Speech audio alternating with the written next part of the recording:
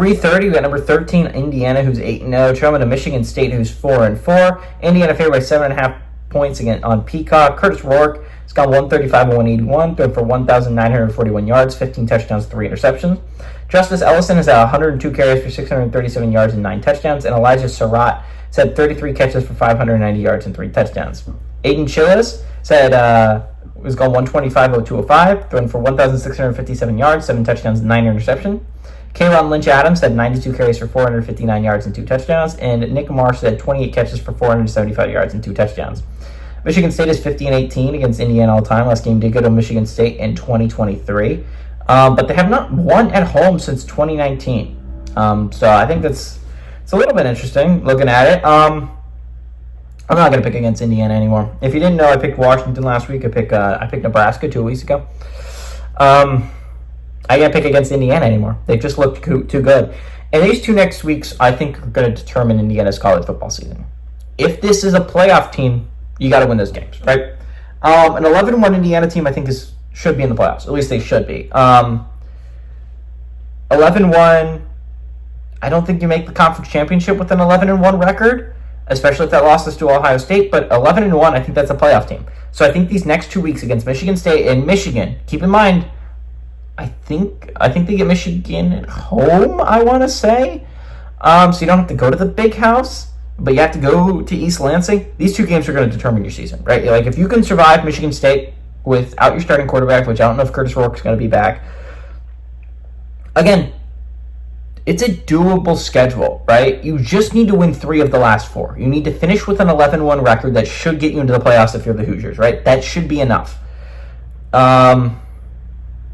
College football playoff rankings come out next week, so we'll see the respect level there for that Indiana squad. But that should be enough to get you into the playoffs, and it's doable. You only play 1 team above 500 right now, and that is Michigan. Michigan State's at 500, so again, these 2 games are going to be massive to your playoff push. You finish the season against Purdue, and obviously Purdue would love to be a spoiler maker there, and obviously it would be really, really kind of funny if Indiana had lost that game, and that's how they got left out of the playoffs, is losing to one of the worst teams in the Power 4. But this is an Indiana team that I think can definitely make a playoff push. I'm going to be really interested. You probably need Rourke back to beat Michigan. In all honesty, you probably need Curtis Rourke back. You probably can't beat them with a backup quarterback. You definitely cannot beat Ohio State without a backup quarterback. So you're going to need Rourke back for that game, regardless. This is a big game. This is a massive game for Indiana. This is the game. Suddenly you're on the national spotlight, right? Like, there are not a lot of teams remaining. Like, if you're talking about it, realistically speaking, playoff contenders, you got 4 in the Big Ten, 4 in the ACC, 4 in the SEC, and 3 in the Big 12. That's 15 teams. You're one of the last 15 really standing for, again, 11 spots. So 4 of these teams are not going to have happy endings. Despite how good their seasons have gone, 4 teams are going to be left out, likely of these last 15 teams. 4 teams are not going to be in these playoffs, and they're going to be very sad about it, but they're not going to be in these 12-team playoff. I think Indiana has a really good team this year. I think this is a team that absolutely can make the playoffs, and I think the Big Ten legitimately might send 4. Like, I think it's very realistic the Big Ten sends 4 teams this year. I think you're looking at it. The SEC, at max, I think can send 2.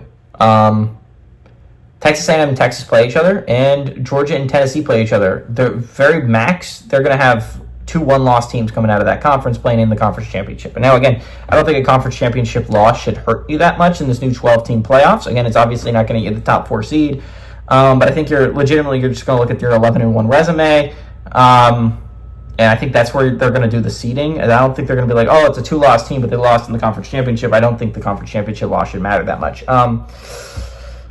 But again, the Big Ten can absolutely have, you're looking at, if Ohio State wins out, and the only losses Indiana, Penn State pick up are to Ohio State, I think you send 4. I think it's going to be really interesting to look at down the stretch. This is a big game for Indiana. Battle of first-year head coaches, by the way. Jonathan Smith is having a little bit less of a successful year at Michigan State, but more of a reasonable one. 4-4 is pretty That's pretty respectable in my opinion. 2 more wins, you get to a bowl game if you're the Spartans. Jonathan Smith has not done a bad job at Michigan State by any stretch of imagination. It's just Kirk Cignetti has done such a phenomenal job at Indiana.